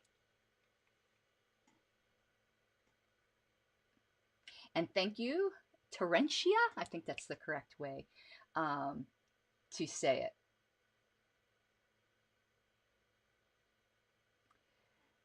Okay, so we're going to continue here. And again, if I ever miss a comment that perhaps I didn't see, or you think I should have interacted with that I didn't, just copy and paste it again. Sometimes I miss things. But which, by the way, these guys, I get what they're doing, and they know what they're doing. If they were being honest, they accuse me of being dishonest, but if they were being honest, they would be like, look, we're going to talk some wild shit about Dave to get more attention. And fine, you'll get that. But like I tweeted the other day, just be careful what you wish for, because that also will come with, like, a lot of people have gotten more followers. Like, there's no question that a lot of the loser brigade have more followers now because I've responded to them. But there's a cross to carry around that comes along with that. So no pun intended, but that might be the position you guys are in. Okay, that is interesting. And something that celebritarians or any kind of celebrity within however small of any circle it might be, you then do become a target, and there are clout chasers who go after you because going after the popular person or the notorious person, excuse me, too much soda, brings them attention. And you've got to be very careful not to feed into that. And that's even positive or negative. And I try to avoid this because right now it's oh so fashionable to shit on Nick Sarwark. I'm not saying he doesn't deserve it most of the time, but I think maybe a good 1/3 of it, of people that are doing it, it's not even really because they think it or he deserved it in that moment, but it's clout chasing because it's the popular figure to shit on right now. And we have to be really careful about that. And you know, if you're going to go after the celebrity, yeah, be prepared to take the consequences and that they might fire back and you might not like it. And you're not the victim when that happens. One of the things these guys like to do is they say, well, oh, okay. So like the meme that one of them was sharing the other day. Take over the Libertarian Party, blank liberty. What happens in the meantime? It's like, okay, motherfucker, what's your plan for liberty? What do you have? Oh, that's right. You have nothing. You have retreatism. That's what you have. Run away from the fucking problem. And you can say, don't say that, but that's what you're doing. That's what you're doing. Saying, yeah, liberty can't be sold, so we won't try to sell it. So we'll retreat to nihilism under the veil of Christianity. Selfishness under the veil of virtue. I love that. We spend way too much time, and I have no respect for people who do this, picking apart other people's plans when we don't really have one of our own. Why don't we just let everyone do their plans and hope they succeed? So many people are dumping on Dave Smith. They're like, oh, they're gonna do this and that. Well, what's your plan? At least they're doing something. I'm not a member of a caucus. I criticize all caucuses. And I'm not anti-caucus. I'm not a member of a caucus because I don't think members of the LNC should be members of caucuses. I think everyone on the LNC who's in a caucus should immediately resign the caucuses. It just causes more trouble than it's worth, and you've got your hands full just dealing with your fiduciary duty to the party. But before, I used to be a hardcore member of the Radical Caucus. Like, I was completely sold out for the Radical Caucus. But as I started observing the caucuses, I saw the Radical Caucus, since 2016, they're not effective anymore. That was their height. 2016 was their height. And I observed the Mises Caucus is getting shit done. Why do I spend a lot of time hanging out there? And why am I pretty supportive? Because they're getting shit done. I don't want to hear people bitching about them who aren't getting shit done. Just go get shit done. We spend way too much time criticizing the successes because we're jealous, I think. We're being salty little bitches. Jealous of the successes of other people. And these people, whoever these two guys are, just sitting on a podcast tearing down Dave's efforts. How is that productive? It's just catty. And there's nothing worse than catty men. Catty women are bad enough, but catty men, it's like lay off the soy, okay? Because you're going to grow moobs before you know it. Don't fucking act like there's nobility in that, and at least don't attack the rest of us who are actually out here trying to fight. Like this bullshit, like, you know, about like, just like, oh, just get more money and make the state an inconvenience. It's like, yeah, well, here's the deal, Matt. Some of us have actually already taken care of our own and are already in a decent situation, are already responsible people, and we care about others. We care about the fact that there's a war on right now that we're trying to end. We care about the fact that people are locked in cages over bullshit, and we're trying to help those people. So you go whatever strategy. I'm not knocking any of them, man. I've never knocked Jason Stapleton for taking the turn he's taken, you know, and focusing on the Harry Brown, how to be free in an unfree world. But I'm also not, you know, I'm pursuing the other Harry Brown path that he did a few years later. These things are not in conflict. So I'm not knocking agorists. I'm not knocking Liberty Republicans. I'm not knocking any of them. But I would ask them to stop trying to fucking tear down what we're doing, because we're on the verge of doing something pretty goddamn special right now. We are on the verge of actually succeeding, Pete, in what we set out to do. And now people are going to talk about how we have to bail on this, that we're about to take over the third biggest political party in the biggest country in the world, that we're about to de-wokeify an institution for maybe the first time in history. Exactly. There's an all too human nature that I think gets amplified in small groups. Small incestuous groups like the LP, where we think we raise ourselves up by putting someone else down. That's immediate loss of respect for me. If you need to raise yourself or someone you support up by putting someone down. Like in my campaigning, like I totally eschew negative campaigning. Anyone who's on my campaign team who negative campaigns, they're going to be asked not to, and if they can't stop, they're gone. Let's say I was running against, I'm just going to make up a name. I can't even make up a name. Jane Doe. I don't like when someone would say, well, I can't even think of a good example, but insulting Jane in order to make me look better. If I'm a good candidate, I'm a good candidate on my own strengths, not on Jane's faults.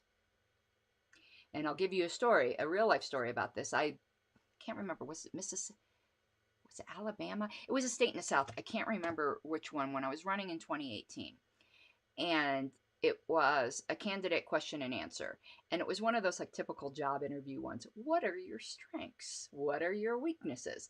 And one of the questions was pretty much name something bad about your opponent. And I refused. I said, I'm not going to do that. And they said, well, what if we say we won't vote for you if you couldn't do that, if you couldn't say something negative about your, or what was the worst thing about your opponent or something like that. I said, then you shouldn't vote for me because I'm not the person you want if you want someone who's able to do that. No negative campaigning. And I think we can criticize each other for genuine issues, but this tearing down of the work of others because it's not the way we would do it is just complete shit. But like, yeah, there's real potential there. There's real potential, and we should be talking to those people. And this is one of the things that I really disagree, although I have tremendous respect for Tho Bishop on, that he's almost saying I can't talk to those people now because I'm like in the Libertarian Party. And I'm just like, well, I'm doing it and I'm talking to a whole lot of them.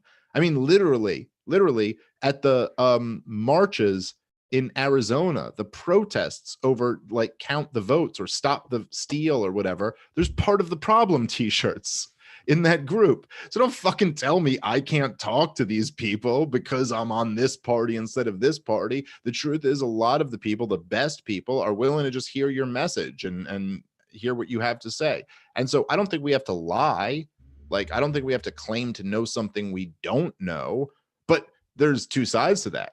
There's a whole lot of libertarians who will kind of claim, well, there's no way the election was stolen. And you're like, shut the fuck up. Well, you're going to act like the government is to be trusted. Like, why do we trust any of these elections? Except some libertarian, give me a reason why I trust anything the government says at this point. Do you want to know why what put me over the edge to wanting to see Starwalk and his ilk just crying in the middle of a field naked and friggin' covered in dust is when they started saying that January 6th was an insurrection. Yeah.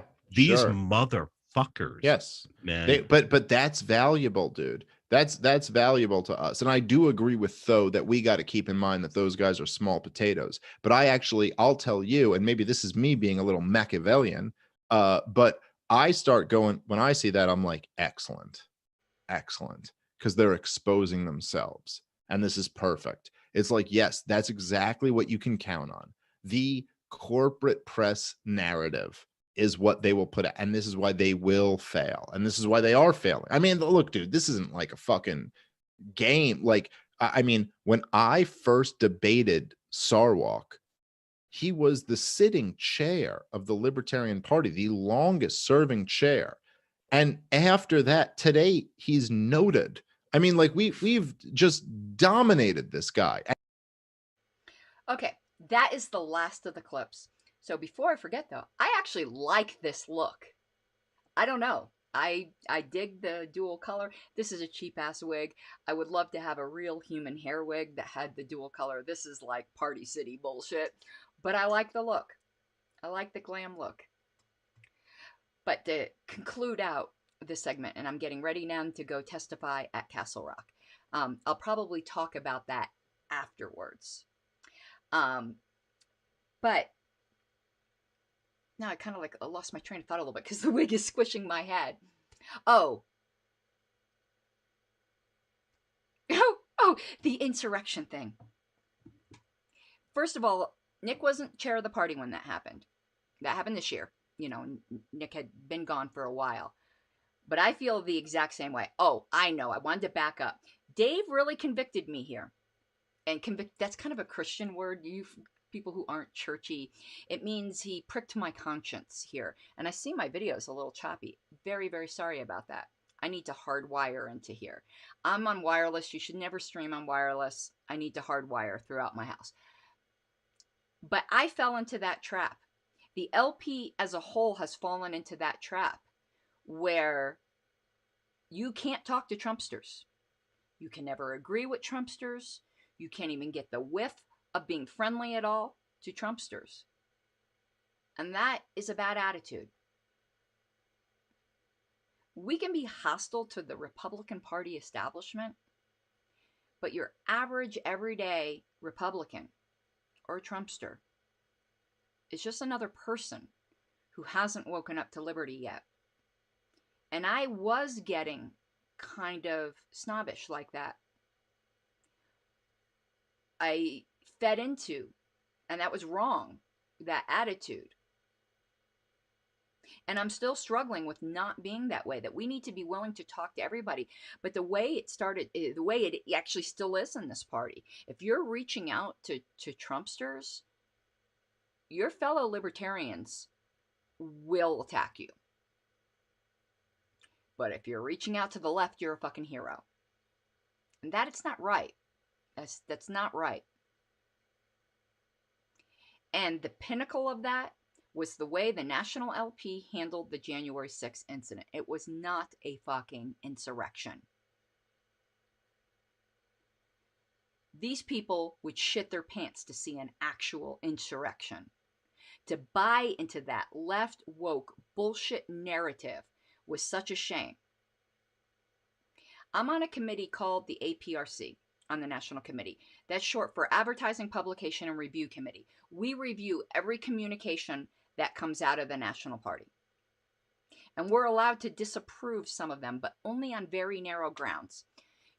I can disapprove, and I need to get other APRC members to join in on this, but I could disapprove a communication if it violated the bylaws, the platform, or, and here's the third very broad thing, and I've disapproved, been the lone wolf disapprover under this category than anyone else on this committee ever. I'm a pain in the ass on this committee.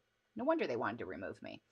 The third category you can disapprove a communication is harmful to the image of the party. That January 6th original one, you guys saw an edited version, which was bad. You should have seen the original one. It's better because of me. It still sucked. But I originally said, disapprove, harmful to the image of the party. It was edited to try to placate me and get my approval. Several times, and I still refused to approve it. I was the only one, so it still got sent out. But you should have seen the original. There's a lot I do behind the scenes that you guys don't know about. There's so many communications that go out that I'm the lone disapproval for it being harmful to the image of the party. And I get overruled. Okay. On that ground, oh boy, and you guys don't know how shitty the website would have been, but for me and Arvin, who were on the APRC when the website was going up. We disapproved the fuck out of so much you just do not even know. One day I'll go through the website and I'll tell you some things that are different because of me and Arvin. But I don't have an Arvin with me on this committee. Most of them just approve things. They're more worried about grammar, which is important. But that January 6th email, I threw a shit fit over. It was such fear-mongering bullshit. And you want to know what I got told afterwards? Well, it brought in a lot of money. And I got shown the numbers. And I said, I don't care. It still sucked. And it was not worthy of us to buy into that bullshit. It wasn't an insurrection. It was a failed Village People rehearsal of people taking selfies and LARPing that they were actually doing something. They were actually quite pathetic figures that are now still languishing in prison and not a peep out of the Libertarian Party. And that's a shame. Take a look at comments before we go. And then I'm off to do actual real political work in Castle Rock. Okay. I'm going to pull these comments over. Let me see here. Thank you so much, David Moran. And it's funny, my program, because I guess you did a super sticker, but my program describes it to me. It says, pear character dancing under a rain of confetti and taking his hat off to you, saying, "You are amazing." The visual, like I get to imagine it. That's wonderful.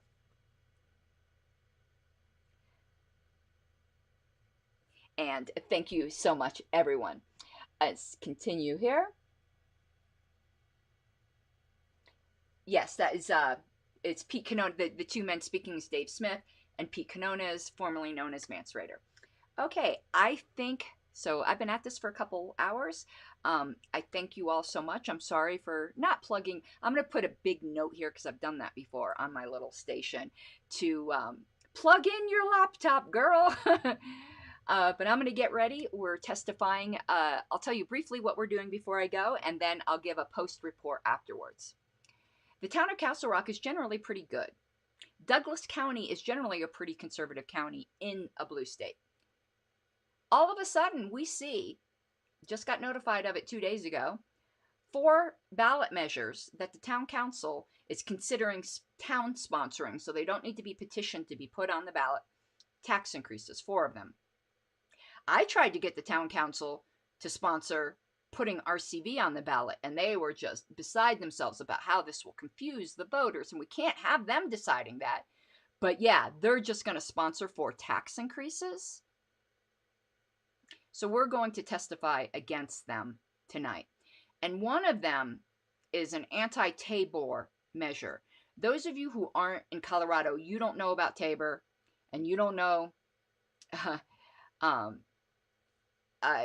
Tabor is taxpayer Bill of Rights. And it's a way for excess tax funds that were collected to get refunded back rather than staying in the coffers, unless a municipality gets the consent of the voters to keep it. Well, 4 years ago, because Castle Rock is relatively affluent, they got the majority of the voters to say you could keep these refunds. Of course, over and above the minority, less affluent populace here, who could have really used that money. To me, if you want to send back in your Tabor refund, Mr. Rich Person, you do it. But don't take it out of the pockets of your less affluent neighbors. So they suspended our Tabor refunds for 4 years. Now they're putting on the ballot to suspend it for a decade. Are you out of your frickin' minds? So that's one of the things we'll be opposing. I'll get into the nitty-gritty of it later and how the testimony went. We only had a few days. We called up, when I say we, it was Wayne, called up as state chair a bunch of local libertarians. We tried to round up some activists in the very short notice that we had. This is the type of real local political work that libertarians can be very, very effective at. So it's the first hearing tonight. I'll let you guys know how it goes. Before I go, put back on the old lady glasses, but at least I wear fun ones. If I'm going to get old, I'm going to be have fun doing it. Below is my Patreon. If you can, it's greatly appreciated. I'm about $40 a month away from a major milestone, and I don't press that, but there you go. And I perhaps will talk to you later about what went on at the Castle Rock. Maybe I'll even film some of what went on at the Castle Rock hearing tonight. Okay, everyone, I hope you have an awesome night. Love you all.